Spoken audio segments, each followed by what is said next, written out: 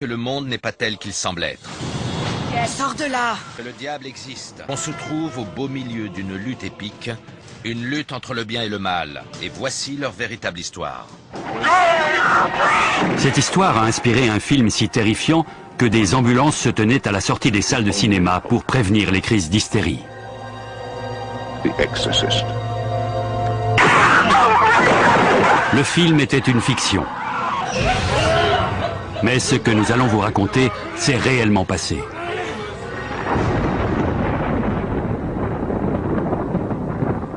Nous avons pu reconstituer ces événements à partir d'un journal de bord longtemps oublié et des souvenirs d'un vieil homme d'église.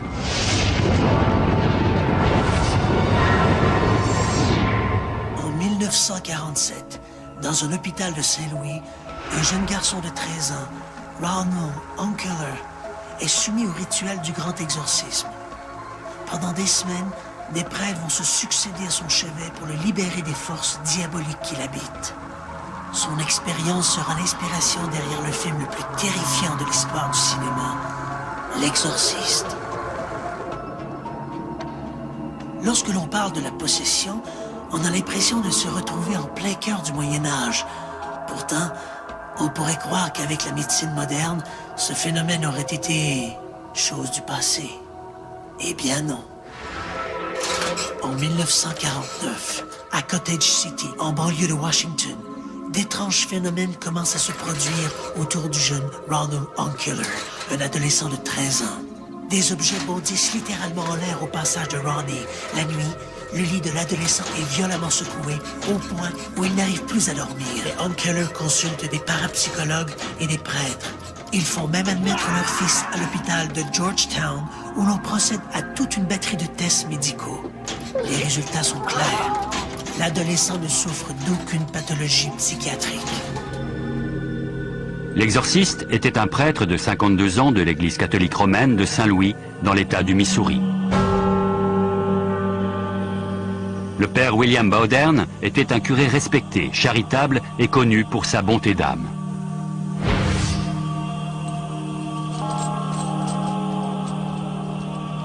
Ses 25 années de sacerdoce lui ont valu une réputation d'homme déterminé.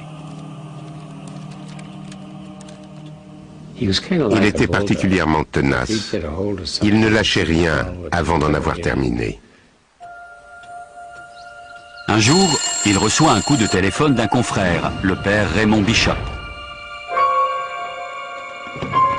Ce dernier lui raconte une histoire au premier abord grotesque. La mère d'un adolescent soupçonne son fils d'être possédé par une force maléfique. Jésuite, Bowdern, avec sa grande expérience, connaîtrait-il un moyen de l'aider?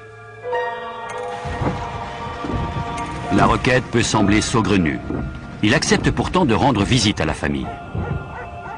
Il n'est pas lui-même. Mais le docteur dit qu'il n'a rien. Les parents sont désespérés. Ils lui parlent de leur fils Richard et de ses problèmes. Merci d'être venu, mon père.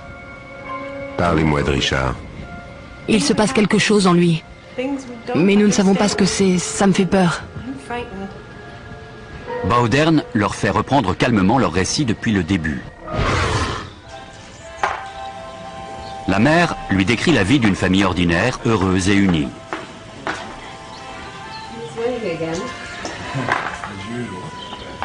Richard, enfant unique, n'a jamais été une source de problèmes.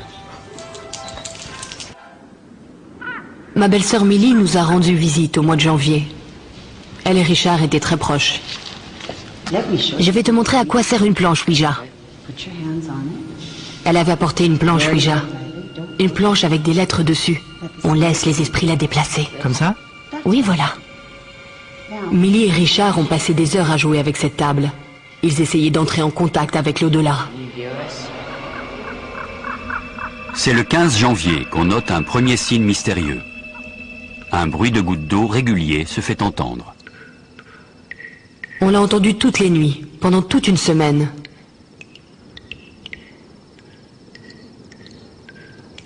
Pourtant, aucun robinet ne fuit. La petite famille est déconcertée.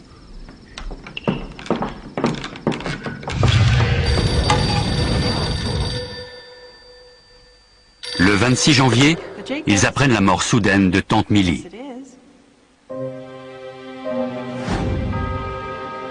Elle n'était pas malade. On ne s'y attendait pas. Richard était mort de chagrin. C'était la première fois qu'il perdait un proche.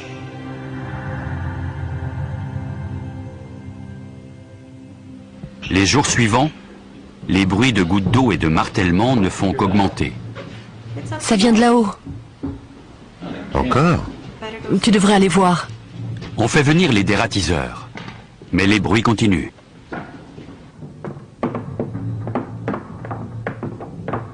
On pense alors au paranormal.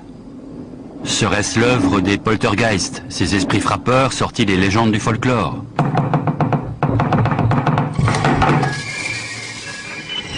Il m'a traversé l'esprit que c'était peut-être Millie qui essayait d'entrer en contact avec nous.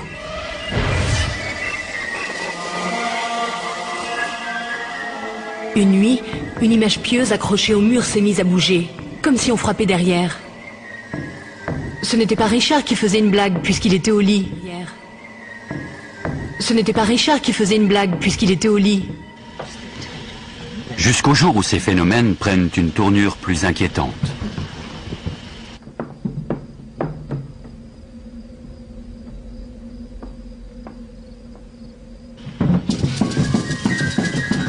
Maman! Maman! Maman! Oh mon Dieu! Richard! William! William, viens vite!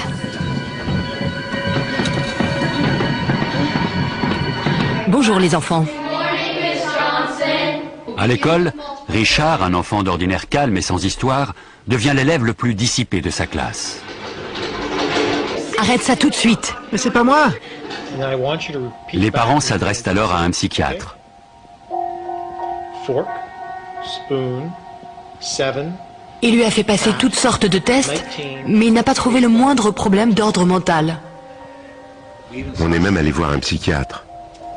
Pour le père Bowdern, cela ressemble à un simple cas de crise d'adolescence. Mais ça ne vient pas que de lui. On l'a vu. Et puis il a commencé à avoir des marques sur le corps. Maman! Qu'est-ce qu'il y a? Laisse-moi voir. Cela s'est produit le 26 février, un mois tout juste après la mort de Millie.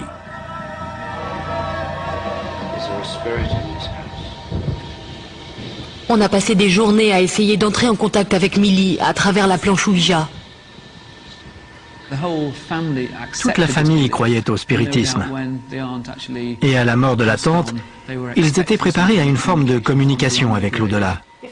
Si tu es Millie, prouve-le.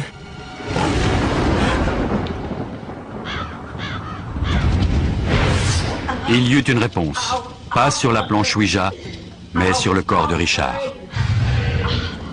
Oh non! Ça recommence!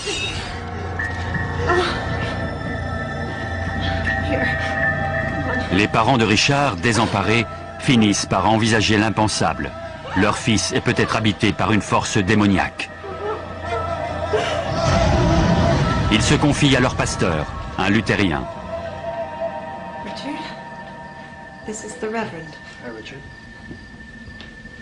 Désespérés, les Hunkeler amènent Ronnie à Saint-Louis, où habite presque toute leur famille, dans l'espoir que ce nouvel environnement permette de chasser cet esprit maléfique. Hélas, les choses ne font qu'empirer. Le jour, l'enfant demeure passif, abattu. Mais la nuit, il devient agressif et violent. Des marques inexplicables apparaissent sur son corps. Bientôt, la ronde des meubles qui bougent et des objets qui volent reprend de nouveau.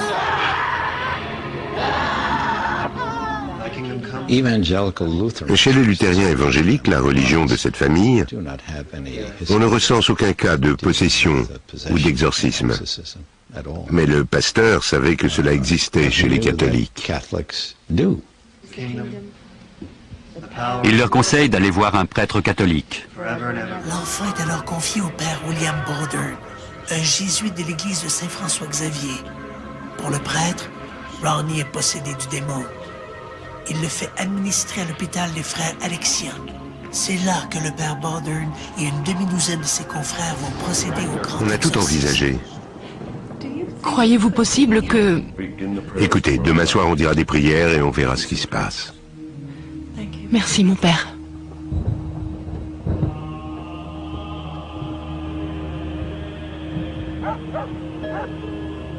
Le lendemain, le père Bowdern sonne à la porte.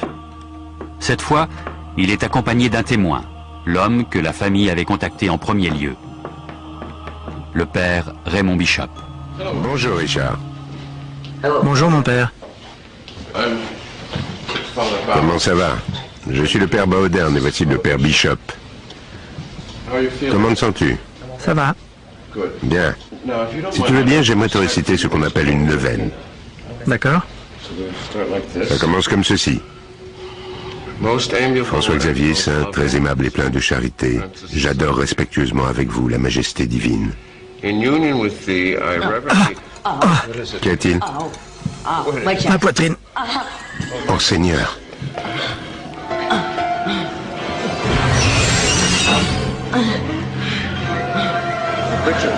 Richard, tu veux que ça s'arrête? Oui.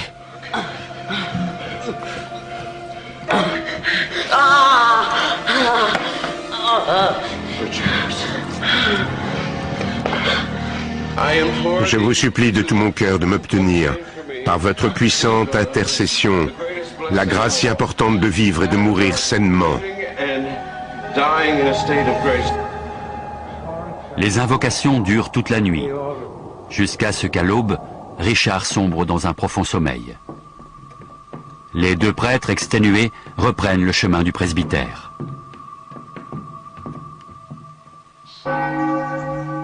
En repensant aux faits, le père Bowdern arrive à une sinistre conclusion. L'enfant est bien possédé par le démon. Il est allé demander à l'archevêque de Saint-Louis l'autorisation de prononcer des prières d'exorcisme, parce que c'est une obligation. On ne peut pas exorciser quelqu'un comme ça. L'archevêque n'y mit qu'une condition. Il lui a dit qu'il voulait un compte-rendu au jour le jour de tout ce qui se passait et de tout ce qu'il faisait. Il consulte le Rituale Romanum, un manuscrit vieux de 400 ans, rédigé en latin, sur les rites de l'Église catholique.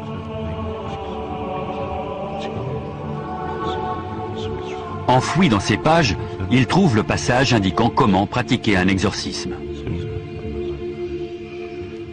Les signes de possession sont les suivants. L'aptitude à parler sans difficulté une langue mystérieuse, la faculté de révéler des vérités secrètes ou à venir, la démonstration d'une force physique démesurée par rapport à l'âge du sujet. Le prêtre doit prononcer les exorcismes d'une voix forte et intimidante. Il doit avoir un crucifix à portée de la main. S'il constate que le corps du possédé est anormalement agité en certains endroits, il doit faire le signe de la croix au niveau de la partie du corps concernée et l'asperger d'eau bénite qu'il doit avoir à portée de main à cette intention.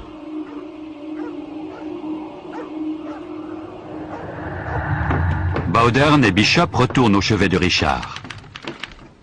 Ils sont prêts à défier le malin. Deus nomina tuae salvam me. Let me go. Et virtute tuae judica me. Deus Extrait du journal de Bishop. Les coups qu'il porte sont sans commune mesure avec sa force physique. Get away from me. Deus et Pater Domini nostri Jesu Christe. Invoco nomen sanctum tuum et clementium. Les prières sont renouvelées d'heure en heure. Quand, vers 1 heure du matin, Ouvrez la fenêtre. Richard semble vomir quelque chose. Il s'en va. Qui s'en va? Il s'en va. Qui s'en va? Que se passe-t-il? Extrait du journal. Un instant plus tard, il avait l'air normal. Toute la famille s'est agenouillée au pied de son lit et a récité des grâces. Pour le père Bowdern, le bien a triomphé du mal. Mais le Rituale Romanum l'avertit. Il arrive que le démon laisse le possédé en paix pour faire croire à son départ. L'exorciste doit rester sur ses gardes, sous peine de tomber dans son piège. Maman! Maman! Maman! Qu'y a-t-il, chérie? Il revient. Qui ça? Qui revient? Il revient. J'appelle le père Bowdern. À 3h15, Bowdern est rappelé auprès de Richard. Sa lutte avec l'ange du mal est loin d'être terminée.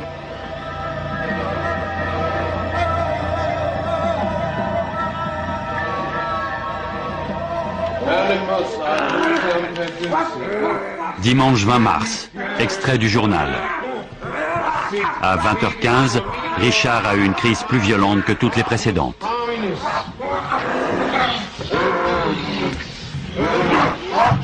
Cela s'apparente effectivement à l'œuvre du démon. Les proches du garçon ne peuvent endurer ce cauchemar plus longtemps. Le père Bowdern décide de suivre les instructions du Rituale Romanum. Dans la mesure du possible, le possédé doit être emmené dans un lieu approprié, isolé du monde, où sera pratiqué l'exorcisme.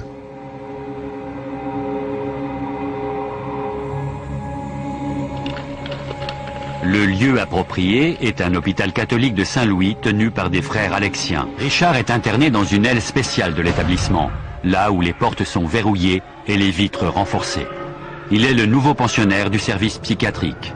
Le démon l'entraînait vers la folie. Le 22 mars 1949, le père Bowdern demande des renforts dans sa lutte contre le mal.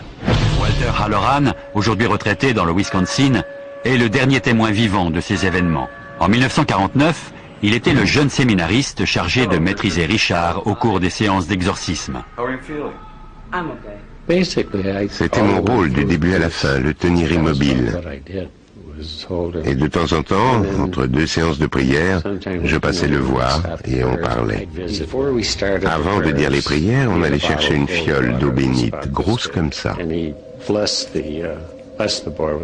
Il a béni le garçon avec. Il est allé le poser sur la commode. Ensuite, il s'est agenouillé au pied du lit. Et tout à coup, la fiole a volé dans les airs, m'a frôlé. Elle s'est écrasée contre le mur et elle est tombée au sol. Pour moi, ça a été la première preuve tangible qu'il s'agissait bien d'un cas d'exorcisme. C'était vraiment inexplicable. C'est arrivé comme ça. Et je l'ai attribué à l'esprit du démon. Il n'y avait personne à moins d'1,50 m de la fiole.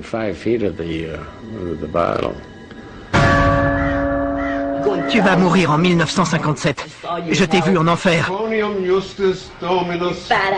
Misérable crevure. Richard, ou l'esprit du diable qui l'habite, couvre les prêtres d'injures. Dans le journal, il est fait mention d'un langage obscène et ordurier, évoquant les parties génitales et la masturbation. En 1949, cela a de quoi choquer. Fallait-il imputer ce langage à la possession démoniaque ou à de la pure malveillance?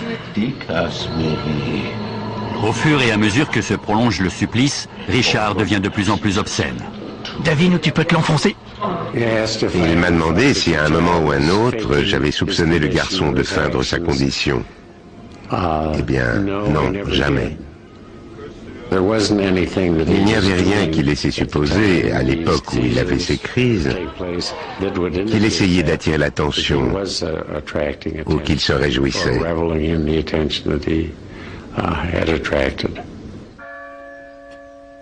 Certaines indications du Rituale Romanum font naître de nouveaux doutes chez le père Bowdern. Il y a un certain nombre de conditions et de descriptions qui concernent l'exorciste lui-même. Le prêtre doit se distinguer par sa piété, sa prudence et son intégrité. Bowdern se demande s'il a la force morale de vaincre Satan.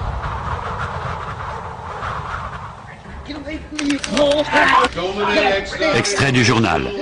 Il nous adresse des coups de pied et des crachats et se débat si fort que même 3 hommes ont du mal à le maîtriser. Il m'a dit que je lui faisais mal en lui tenant les bras comme je le faisais. Alors je l'ai lâché.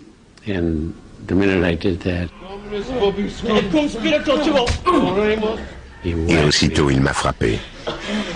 Père, est-ce que ça va? Richard, par pitié! Qu'est-ce qui t'arrive? Ce n'est rien, je me suis fait mal. Richard semble ne pas se rendre compte. Pour sa famille, l'épreuve est douloureuse. Pour les hommes d'église, elle est épuisante. Le jour, Baudern officie dans sa paroisse sans dire un mot de ses activités nocturnes. Quel péché as-tu commis? Physiquement, il était à bout de force. Il avait toujours peur d'oublier quelque chose. Il a aussi beaucoup souffert moralement. Spiritus Mundi et omnibus socialis tuis hoc de famulum occidentibus, ut per mysteria incarnationis passiones.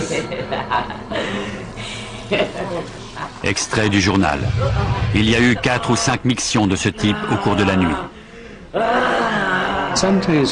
Certains jours, on avait l'impression de faire des progrès, et d'autres fois, c'était décourageant. De toute évidence, on n'avançait pas.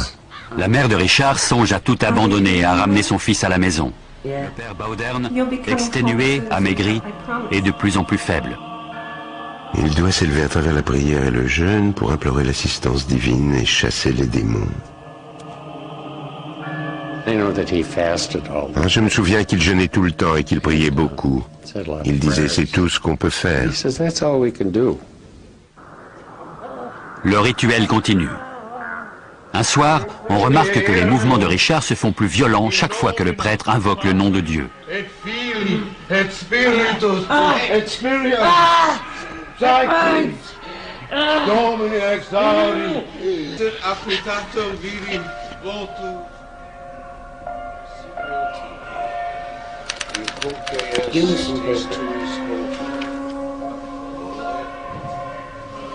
omnibus sis tuis de famulum obscentibus.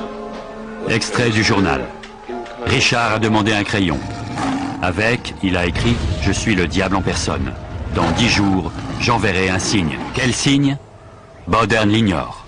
Mais il ne demandera pas. Le Rituale Romanum comporte une règle stricte. Ne jamais engager de conversation avec Satan. Il ne faut pas commencer à poser des questions comme « Pourquoi t'en prends-tu à cet enfant ?» ou quoi que ce soit de ce genre. Il faut s'en tenir aux récitations des prières. Une idée lui vient à l'esprit. Richard, es-tu baptisé? Je ne me rappelle pas. Voudrais-tu être baptisé catholique? Oui, mon père. Le baptême est le tout premier sacrement dans la vie d'un chrétien. C'est déjà une forme d'exorcisme. Habituellement, il est célébré dans la joie. Celui de Richard sera un cauchemar. Avec le baptême, l'exorciste possédait son arme la plus redoutable.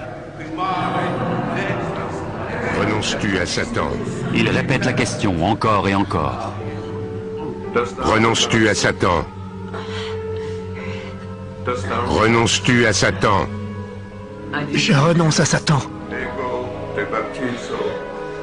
In nomine Patris et Filii et Spiritus Sancti.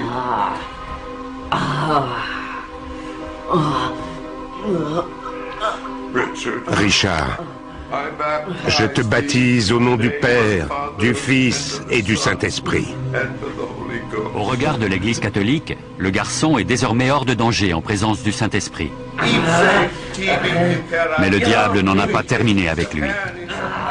Extrait du journal. Les crachats, insultes, gyrations et violences physiques habituelles ont continué jusqu'à 23h30.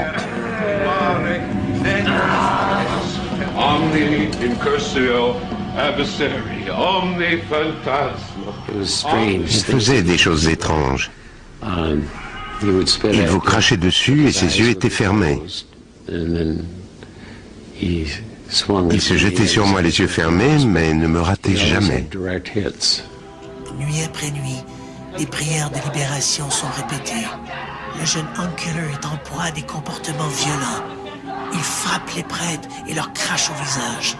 Lorsqu'on l'asperge d'eau bénite, l'enfant hurle sa douleur et lance des obscénités innommables.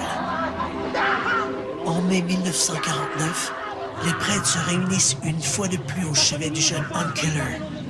La séance se révèle l'une des plus violentes. Les prêtres hurlent littéralement leur litanie, alors que Ronnie leur crie les pires obscénités. Puis, en après-midi, l'adolescent épuisé sombre dans un profond sommeil. Notre Père, qui êtes aux cieux, que votre nom soit sanctifié. Richard, que se passe-t-il? Comme gravé dans la peau en lettres majuscules, le mot « sortir » apparaît sur son corps.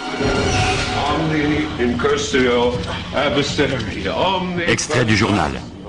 Le diable a ri et a lancé. Il n'a plus qu'un seul mot à dire, mais il ne le dira jamais. Il n'a plus qu'un seul mot à dire, mais il ne le dira jamais. On se demandait bien de quel mot il pouvait s'agir. Et on a pensé que ce devait être Seigneur.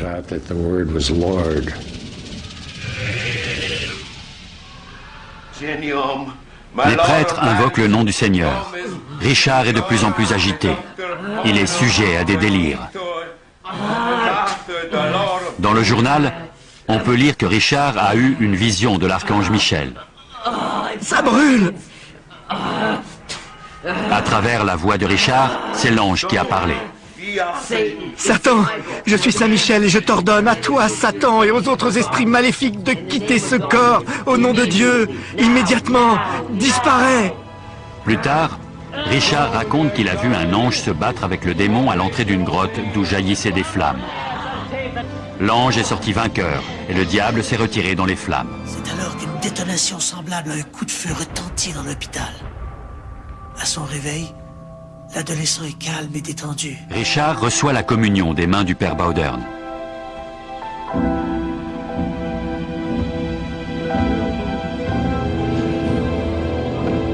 Peu de temps après, une puissante détonation retentit dans les murs de l'hôpital. Mais personne n'a vu la moindre explosion, ni perçu d'onde de choc. Les gens qui étaient dans l'église de l'autre côté de la rue l'ont entendu. Les lumières se sont éteintes et quand elles se sont rallumées, Richard s'est assis et il a dit « Il est parti ». Pour Bowdern, cet étrange phénomène indique que le démon a fini par quitter le corps de Richard.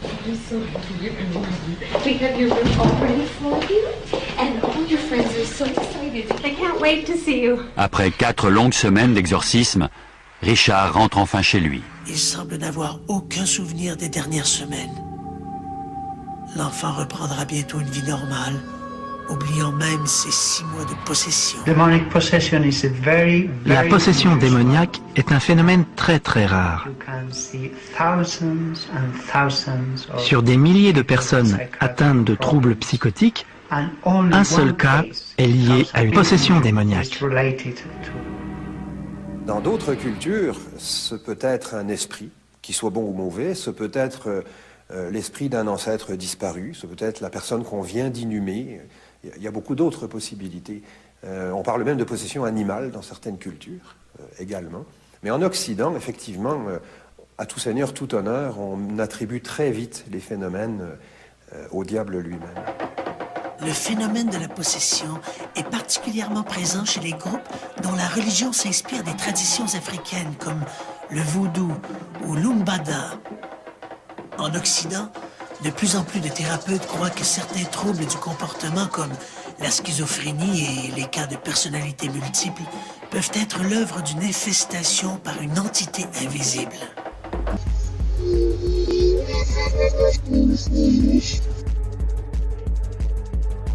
Quelqu'un qui est très bien élevé, très discret, va devenir d'une violence absolue, d'une obscénité langagière absolue. On y allait tant que le démon semblait être là ou jusqu'à épuisement des participants, finalement.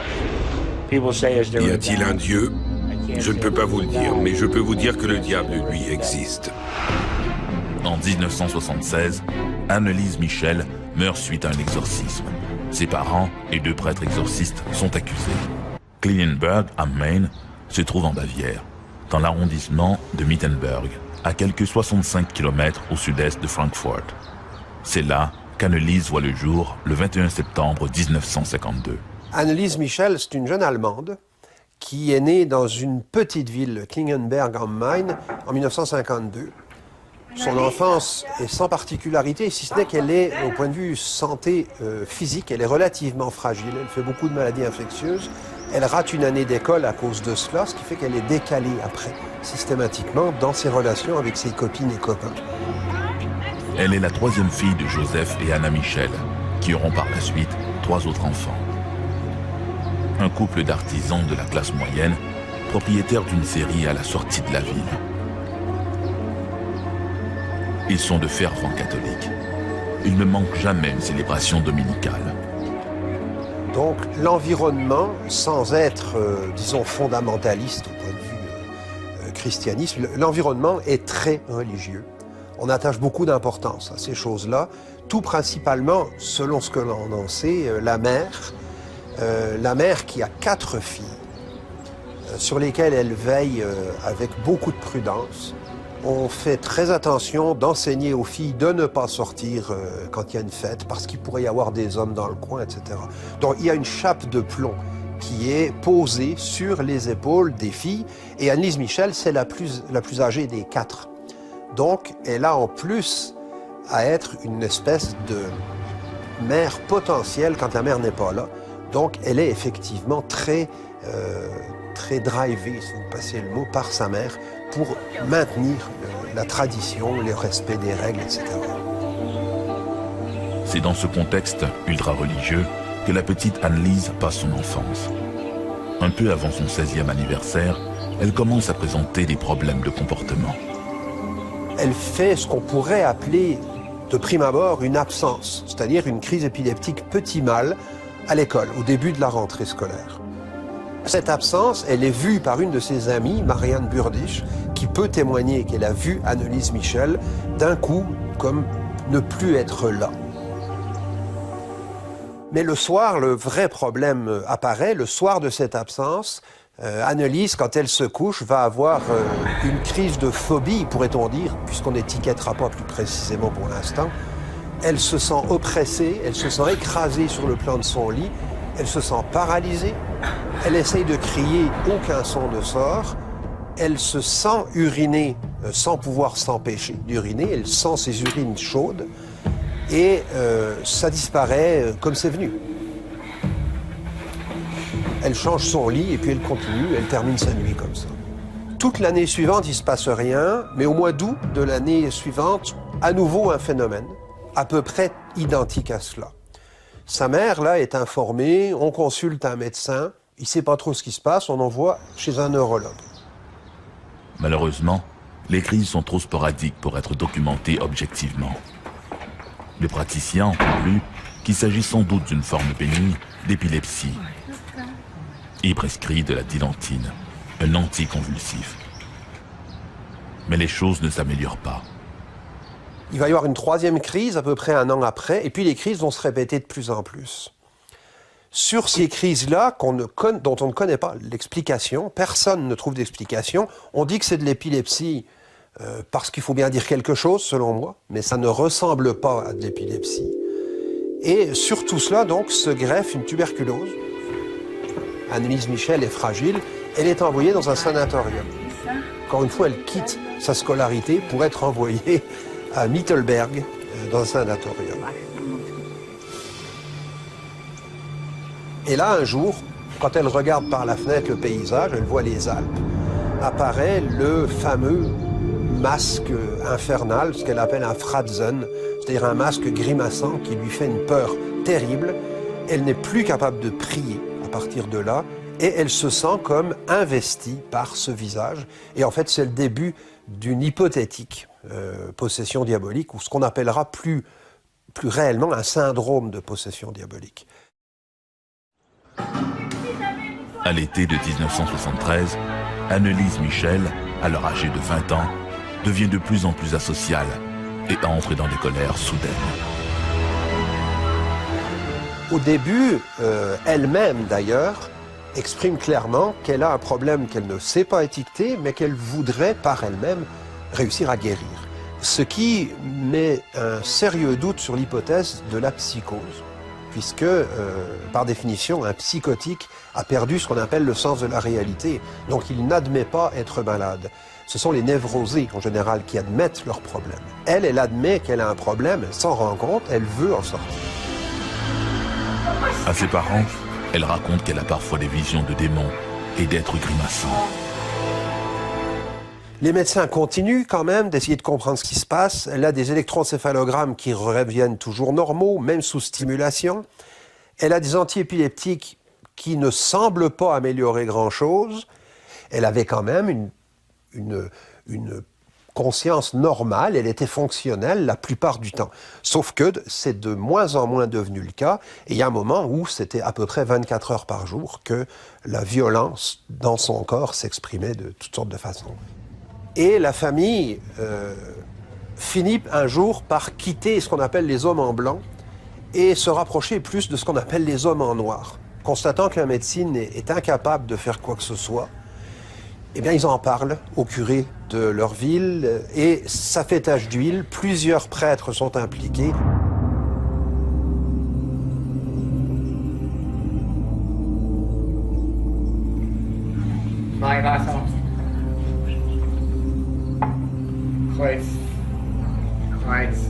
En septembre 1975, l'évêque de Wurzburg, Joseph Stengel, autorise l'exorcisme.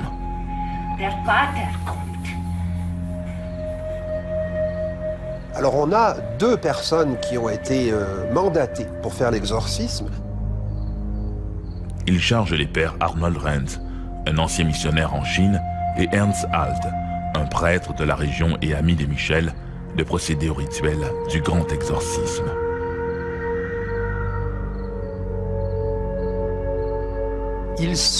Soit ils travaillent tous les deux ensemble, soit ils s'alternent. Ils ne seront pas toujours tous les deux constamment là.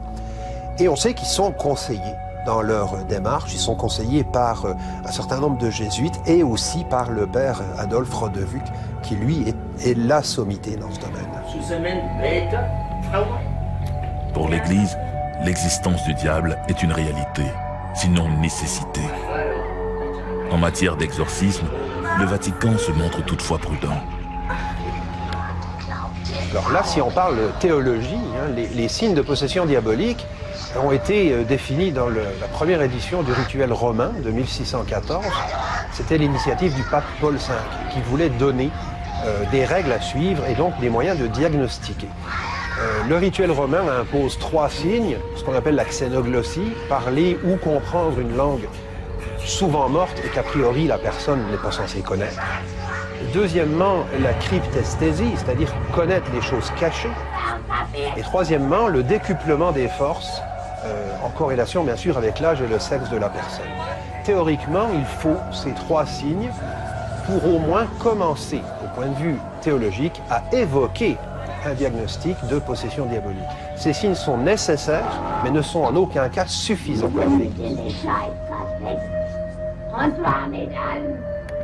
L'Église peut, en dernier recours, recommander le rituel du grand exorcisme, une célébration liturgique qui consiste à chasser le diable. Le rite comprend diverses prières, l'imposition des mains et une formule impérative qui s'adresse directement au diable et lui ordonne de s'en aller. Dass das dann so schlimm ist und so grausam und so furchtbar. Nee. Das denkt man leiden, das ist so leichte Sache, wenn es dann wirklich...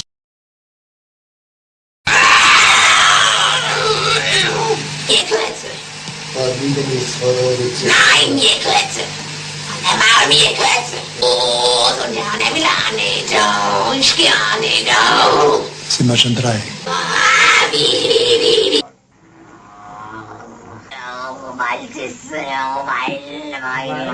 Weil der Teufel größer.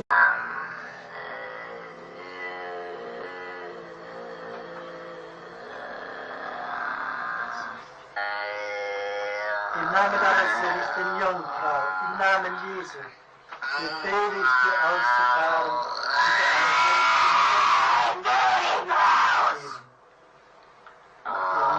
Ruhe gibt nur da oben. Ruhe gibt's nur dort, wo die Liebe ist. Ja, bei uns gibt's nur, ja, no. Nur Hass. Ja.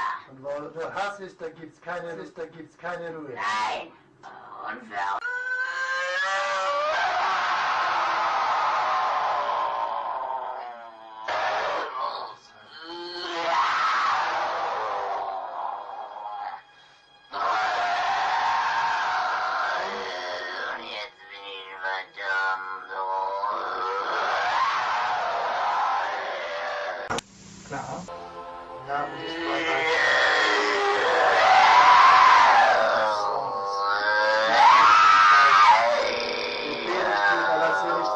Die Ehre zu geben.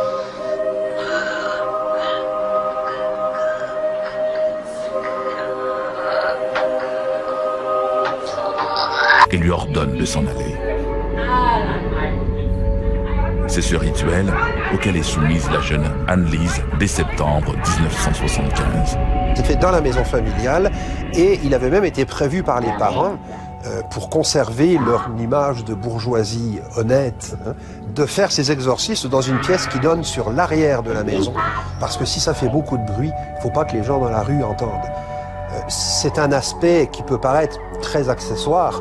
En fait, on se rend compte du cadre familial, rien qu'avec une anecdote comme celle-là, où il ne faut pas qu'on l'entende, donc on va se mettre derrière.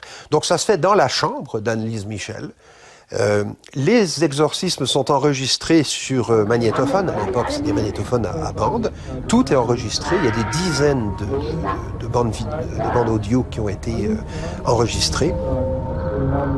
Dans une chambre de la maison des Michel, à Killianburg am Main, les pères Renz et Alt ont fait placer des images pieuses, des crucifix, des cierges. Tout est en place pour cette ultime bataille avec les forces des ténèbres. Elle va devenir de plus en plus agressive. On sait que, classiquement, le syndrome de possession diabolique se caractérise par comme une inversion de la personnalité du sujet. Quelqu'un qui est très bien élevé, très discret, va devenir d'une violence absolue, d'une obscénité langagière absolue. Puis c'est ce que l'on constate là. Anne-Lise Michel a des comportements, je dis bien, tout à fait psychotiques, ça c'est vrai. Elle va manger toutes les mouches ou les araignées qu'elle trouve dans sa chambre. Elle va uriner partout dans la maison. Elle urine dans ses sous-vêtements, volontairement, pour après essorer ses sous-vêtements dans sa bouche. Donc elle a toute une série de comportements qui sont effectivement psychotiques si on les prend isolément. Mais l'ensemble, disons qu'il y a quand même un point d'interrogation. Pour les prêtres, ces crises ne sont que des ruses du démon, ou des démons, devrait-on dire dans le cas d'Anne-Lise. La jeune femme affirme être habitée par des esprits. Des personnages sont évoqués par Anne-Lise Michel.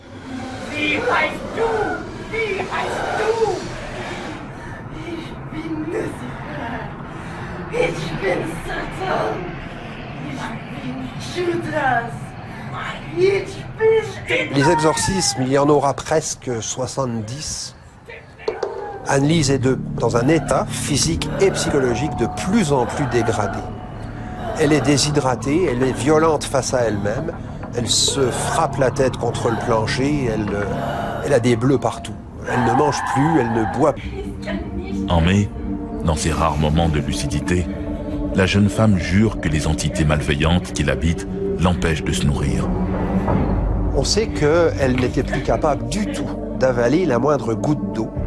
Et cela, on ne traîne pas plusieurs semaines comme ça. En plus, ça faisait très longtemps qu'elle ne mangeait à peu près plus rien, sauf quelques araignées.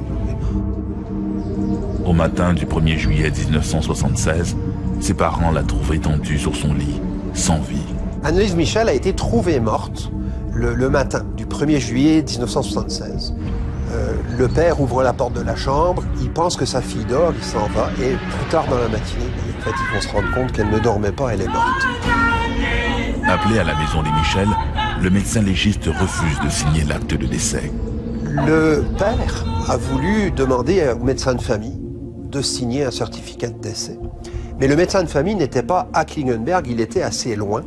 Donc il a dit, je vais arriver dans quelques heures. Quand il arrive, le médecin se rend compte qu'il n'a pas son bloc de certificat de décès. Alors il appelle un collègue pour dire, peux-tu me prêter un certificat? Et le collègue lui dit, oh attends là, c'est pas une mort très, disons, très saine, tu peux pas signer un certificat de décès. Et donc, à partir de là, il y a eu demande d'autopsie, etc. Donc, en fait, si le médecin de famille n'avait pas oublié son bloc de certificat de décès, on n'aurait jamais connu l'affaire Anne-Lise Michel. Un examen post-mortem révélera qu'Anne-Lise est morte de faim. Les instances judiciaires sont informées et le 13 juillet, les 2 prêtres exorcistes et les parents d'Anne-Lise sont formellement accusés d'homicide involontaire. Alors ce procès s'est terminé par une condamnation pour culpabilité. Les 2 parents ont été impliqués et les 2 exorcistes. Donc avec peine de prison. Mais instantanément, le juge, Bolander, je crois s'appelait-il, le juge a commuté en sursis la peine en question. Donc il n'y a pas eu d'incarcération du tout, mais ils ont été reconnus coupables. Anne-Lise Michel repose aujourd'hui au cimetière de Klingenberg, à quelques dizaines de mètres de la résidence familiale, là où la jeune femme a livré son dernier combat contre les forces du mal. Si on regarde un petit peu tout ce qui s'est produit, tout ce dont on a des preuves, comme quoi ça s'est produit comme phénomène, c'est vrai qu'on pourrait dire, tel signe, ça se rencontre dans telle affaire. Tel autre, oui, ça se rencontre dans telle chose. Tel autre, dans telle chose. Mais ça sous-entendrait que Anne-Lise Michel avait 27 maladies neuropsychiatriques en même temps. Mais est-ce qu'il faut dire qu'Anne-Lise Michel avait une psychose, une épilepsie temporale, un syndrome Gilles de la Tourette, une paralysie du sommeil, une schizophrénie, puis tout ça en même temps? Et c'est là où il y a un petit problème qui amène peut-être à reconnaître le syndrome de possession diabolique.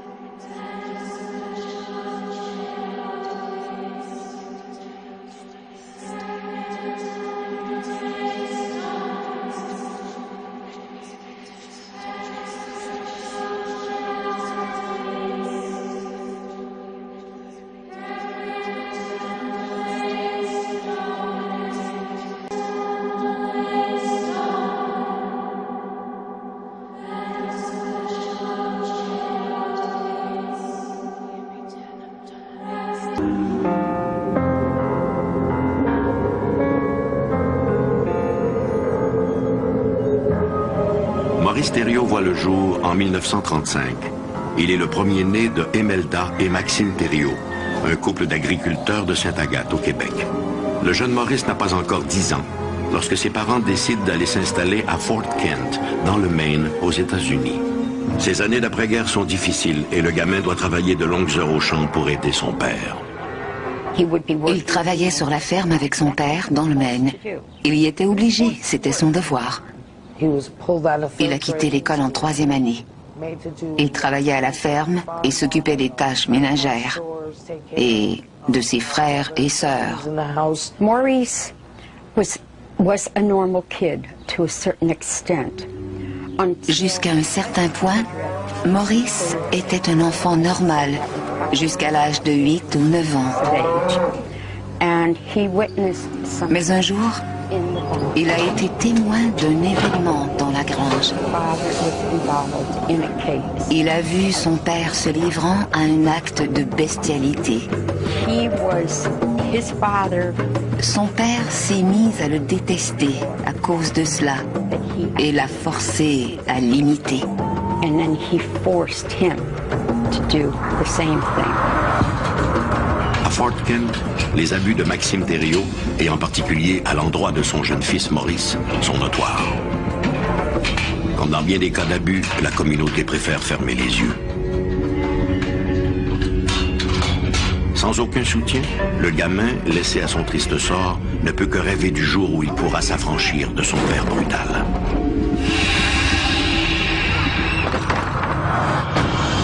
Un après-midi, en revenant de l'école, après avoir été battu par son père pour la énième fois, le jeune Maurice s'écrie « Je préférerais travailler pour le diable plutôt que de travailler pour toi. » Et pour le diable, il va travailler. À 21 ans, le jour même de sa majorité, il quitte le foyer familial sans prévenir personne. Maurice prend un billet d'autobus pour New Britain, au Connecticut. C'est là qu'il tombe amoureux de Patricia Ann O'Brien. Hélas, l'union ne dure pas. Avant son mariage, alors qu'il était encore très jeune, nous n'avons pas été en mesure de documenter ses comportements bizarres.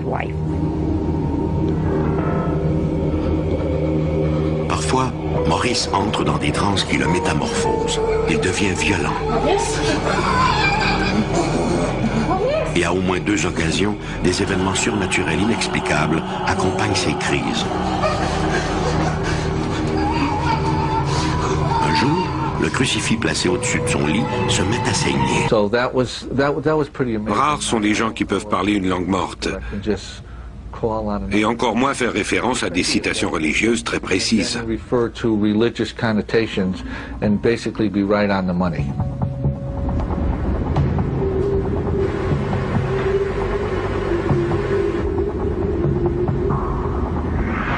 Lors d'une balade en voiture en compagnie de Tina, Maurice est subitement pris d'un malaise trouble. En proie à une crise sévère, il lâche tout.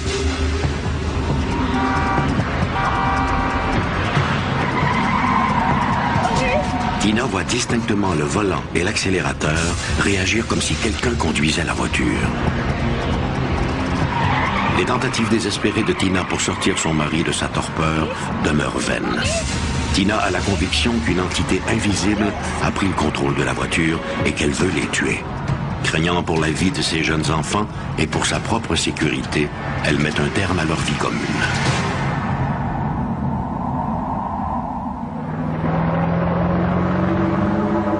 Après une longue période de solitude, à la fin des années 1970, Maurice fait la rencontre de Nancy. Avec elle, il a l'impression que cette fois, les choses peuvent vraiment changer. Mais Maurice est toujours victime de ces crises mystérieuses. En juin 1982, le père de Maurice, Maxime, cet homme qu'il a tant détesté, abat de sang-froid sa femme avant de retourner l'arme contre lui-même. Mes grands-parents étaient allés en vacances en Oklahoma. Ma mère m'a appelé à l'école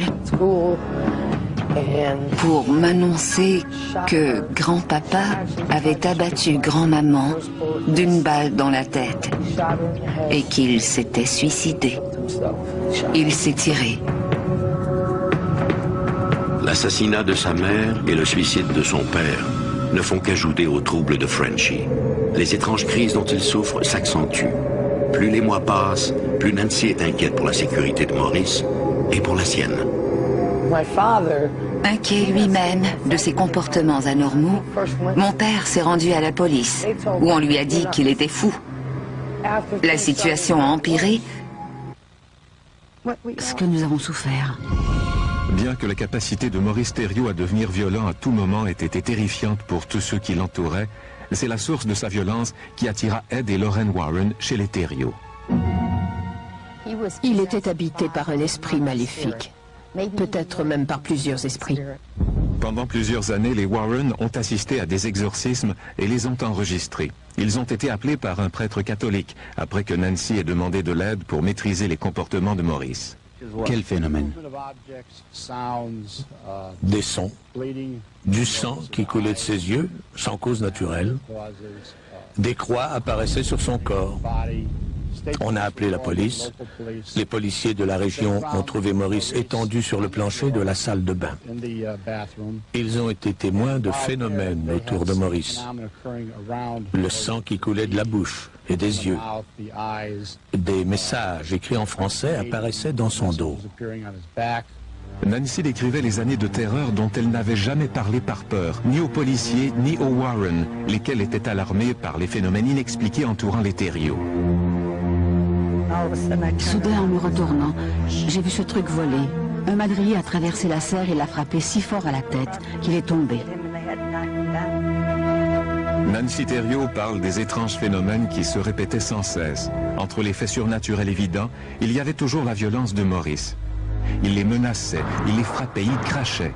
Il parlait constamment de suicide et de meurtre. Pourquoi n'avez-vous pas quitté?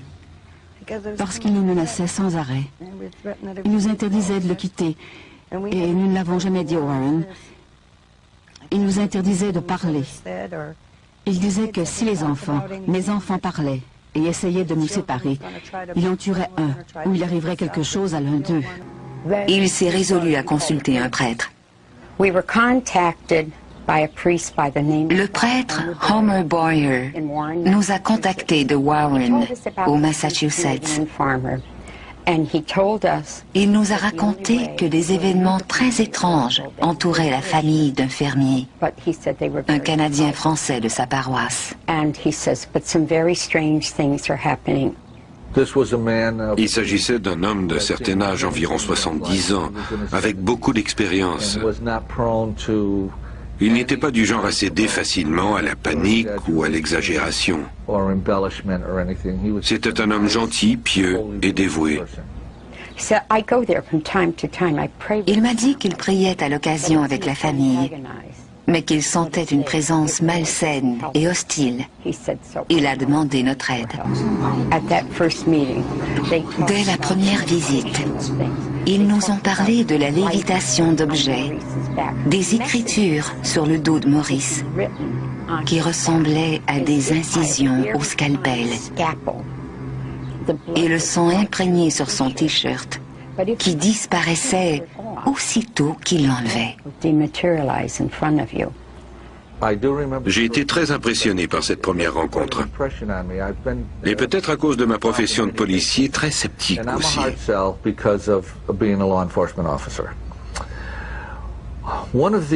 On dit que l'un des premiers symptômes de la possession est l'expression d'une force décuplée.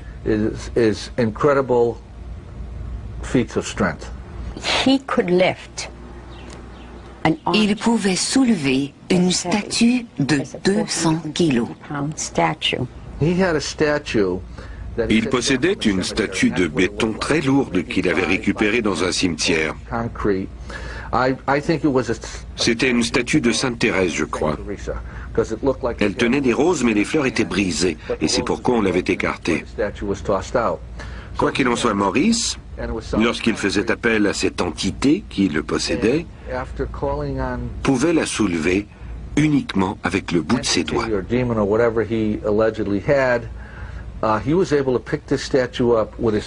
C'était incroyable.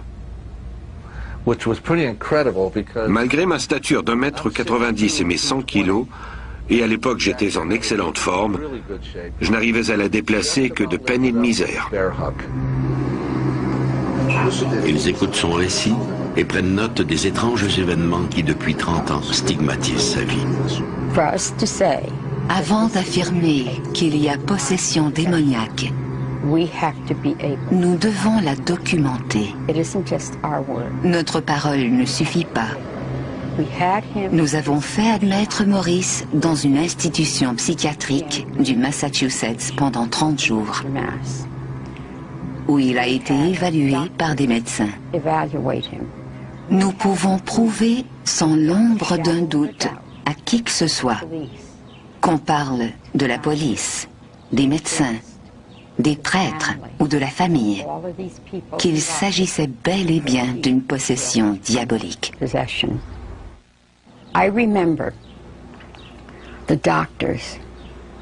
Lors d'une rencontre avec les médecins,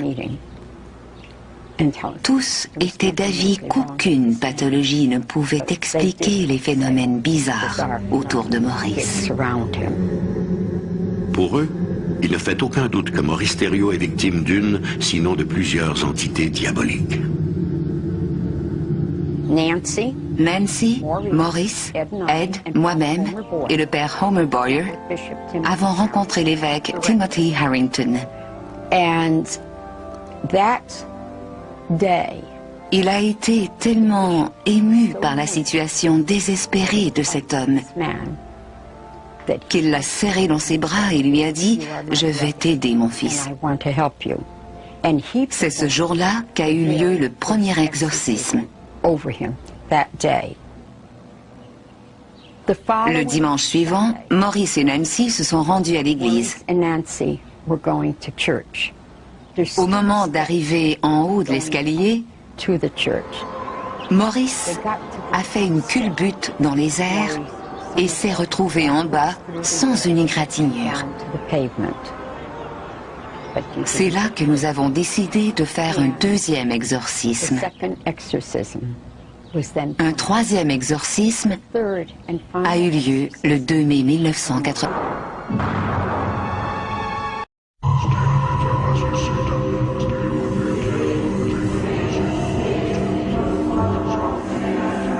Cette histoire devait se terminer en cette soirée de printemps 1985. Ce souhait accompagnait les prières de toutes les personnes réunies autour de Frenchy, l'homme assis face au groupe. La tête penchée en avant, l'homme semblait souffrir intensément, comme si, dans son cauchemar, il combattait un démon intérieur. Esprit impur, qui que tu sois, je t'ordonne de laisser ce serviteur de Dieu. Je te l'ordonne au nom de Jésus-Christ, notre Sauveur. L'incantation ne s'adressait pas à l'homme, mais à l'entité possédant son esprit. Je t'exorcise, toi, le plus impur des esprits, toi, l'ennemi du bien, et tous tes suppôts. Au nom de notre Seigneur Jésus-Christ, je t'ordonne de libérer cette créature de Dieu.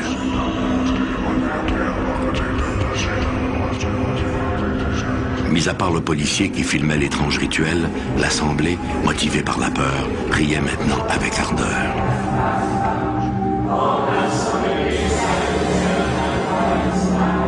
Au nom de notre Seigneur, je t'ordonne de me dire qui tu es. Les yeux révulsés, le possédé laissa échapper une longue plainte gutturale. Je suis qui je suis. Je suis le seul et unique. C'était la voix du plus vieil ennemi de l'humanité. Le groupe des gens en prière est réuni autour de Frenchy dans la modeste demeure de Warren, au Massachusetts. Il y a là un prêtre, le père McKenna, deux démonologues, Lauren Warren et son mari Ed, le policier qui filmera la séance et quelques témoins. Tous participent à ce troisième exorcisme. Après le rituel, Maurice Thériault reprend une vie à peu près normale. Pendant un temps, les Warren vont maintenir le contact avec lui, juste pour s'assurer que tout va pour le mieux, sachant par expérience qu'une rechute est toujours possible. Finalement, on a pris une décision. L'évêque Robert McKenna, un ami du prêtre qui avait parlé du cas de Maurice Thériault Warren, a décidé qu'un exorcisme formel était la seule façon d'éviter une tragédie. On appelle cela le rituel du démon. C'est le rituel extrême en matière d'exorcisme en ce qui concerne le catholicisme. Il s'est préparé et est allé chez les Thériault. Cet exorcisme est le premier rituel du genre à être enregistré sur bande vidéo. Une bande vidéo qui montre la transformation du visage de Maurice, pendant que l'évêque psalmodie pour chasser le démon. Nancy Thériault assistait à l'exorcisme. Pendant son exorcisme, il a tourné la tête et j'ai vu son visage changer. J'ai vu une expression démoniaque sur son visage. Comme le démontre la bande vidéo, quelque chose d'autre allait changer sur le visage de Maurice. Tandis que l'évêque McKenna l'exorcisait, la peau de Thériault semblait dégager des bulles. Une profonde fente s'est ouverte sur son front. Je voyais des parties de son visage qui semblaient brûler. Une fente sur le côté gauche de son visage s'ouvrait. Il a cligné des yeux 3 fois, ce que nous considérons comme une insulte à la Trinité. Il avait les yeux d'un serpent. Tout à coup, ses yeux ont roulé. Sa tête est tombée et il s'est effondré. Il est revenu à lui après quelques minutes. Il a alors demandé à voir Nancy, son épouse. L'exorcisme a eu lieu le lendemain de la fête de Pâques, en 1985. Pendant plusieurs années, Maurice Thériault est demeuré lui-même. Tout allait bien. En fait, il n'était plus aussi méchant. Il était plutôt détendu. Il y a environ un an, Ed Warren a reçu un appel inquiétant de Nancy Thériault. Elle a dit, « Ed, je dois te parler. » Maurice redevient bizarre. Du sang coule de ses yeux. Il fait des choses étranges et il est menaçant. L'effroyable possession de Maurice tirait à sa fin. D'ici quelques mois, il serait mort. McKenna répétait sans cesse ces mots. « Esprit du mal, dis-moi ton nom, au nom du Seigneur Jésus. Au nom de la Sainte Vierge, comment es-tu entré dans son corps ?» On a longtemps accusé Maurice d'avoir faussé les saignements et d'autres phénomènes physiques. Mais durant l'exorcisme pratiqué par l'évêque McKenna, la caméra a filmé des images qui demeurent inexpliquées. Au moins 12 personnes peuvent témoigner que sa peau brûlait, qu'une fente s'ouvrait sur sa tempe gauche et qu'il avait le regard satanique d'un homme en proie à la folie. Une fois l'exorcisme terminé, sa peau est devenue lisse. Maurice était redevenu lui-même. Le cauchemar de son épouse s'était estompé. L'horrible expression sur son visage avait disparu? Oui. Il était de nouveau l'homme bon que vous aviez toujours connu. C'est ça. Celle de Maurice Thériault sera brutale. En novembre 1992, 7 ans après l'exorcisme du père McKenna, Maurice Thériault sombre dans un profond état second. Il n'est plus lui-même. Cette force diabolique qu'il connaît bien l'envahit de nouveau et s'impose à son esprit fragile. Mais l'année dernière, Maurice allait être possédé subitement une dernière fois. Une horrible possession qui allait se terminer par une effusion de sang. Pendant tout l'après-midi, il s'était étendu au sous-sol, attendant le retour de son épouse. Au soir du 4 novembre, il appelle l'une de ses filles, Melinda, et lui demande pardon. Il m'a rendu visite. Suite à une querelle, Nancy avait obtenu un mandat contre lui, qui l'obligeait à se tenir loin d'elle. Il m'a demandé de prendre un dernier verre. J'ai refusé car je ne bois pas. Il était bizarre. Ce n'était pas un homme affectueux, mais ce jour-là, il l'était.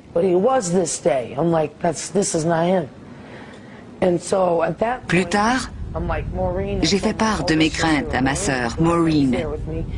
Je lui ai demandé de m'accompagner jusqu'à la ferme pour éviter, je ne savais trop quoi. J'avais l'impression de voir 2 individus. Mon père avait toujours dit que sa vie se terminerait comme celle de ses parents. Il avait bien organisé son coup. Je savais que Nancy était au bingo ce soir-là et je voulais lui laisser une note. Nous sommes donc partis en camion. Je voulais prouver à ma sœur que mon père était là, malgré l'ordre de cour. Nous sommes arrivés à la maison. Il n'y avait pas de voiture. Nous sommes entrés et avons écrit la note. Soudain, j'ai entendu un bruit au sous-sol. Je savais que ce n'était pas le chien. J'ai ouvert la porte et mon père m'a braqué un fusil au visage. Il croyait que j'étais Nancy. Il m'a dit de me calmer. J'ai voulu appeler le 911, mais il avait déjà coupé la ligne du téléphone. Son camion était stationné à 1,5 km derrière la maison, hors de vue. Je lui ai demandé de s'asseoir sur le divan et de se calmer. Je priais pour que Nancy n'arrive pas à ce moment-là. Il s'est excusé d'avoir été un père absent et m'a expliqué les raisons qui le poussaient à agir de la sorte. J'ai essayé de le convaincre que ce n'était pas la solution.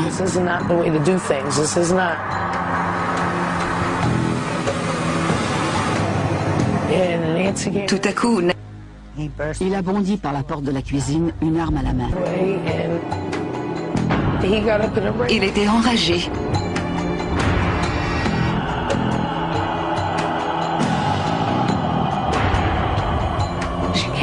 Il s'est levé et dès qu'elle est entrée,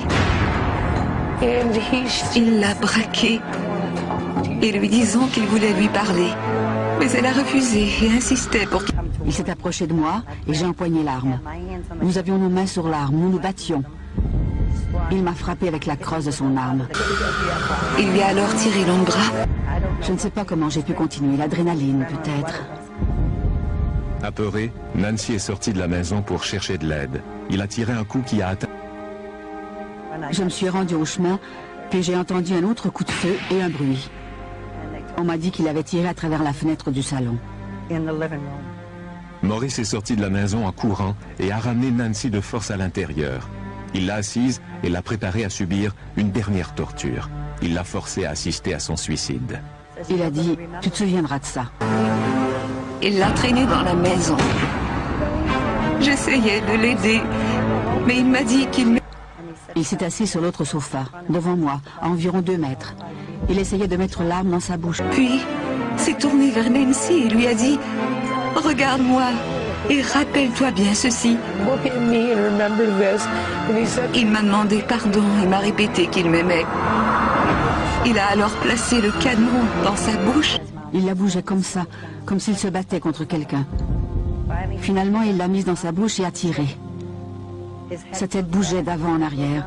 Son corps a reculé et la seule chose que j'ai dite à ce moment a été « Amen ». C'est la seule chose que j'ai dite. Et le seul mot que j'ai prononcé quand il me frappait était « Mon Dieu, mon Dieu ».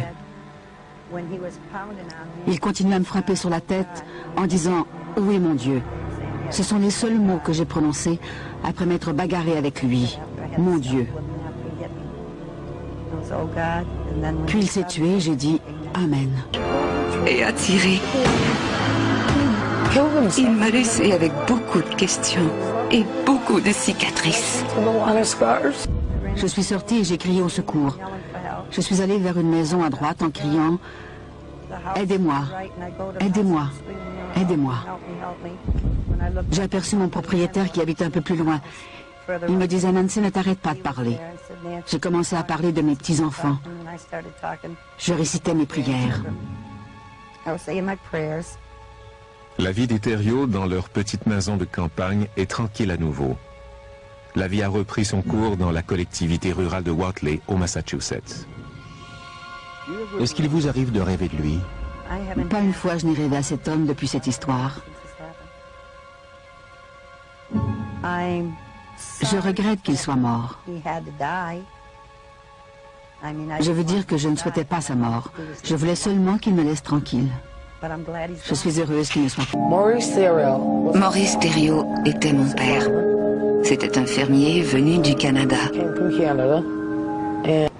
Il a vécu une situation difficile.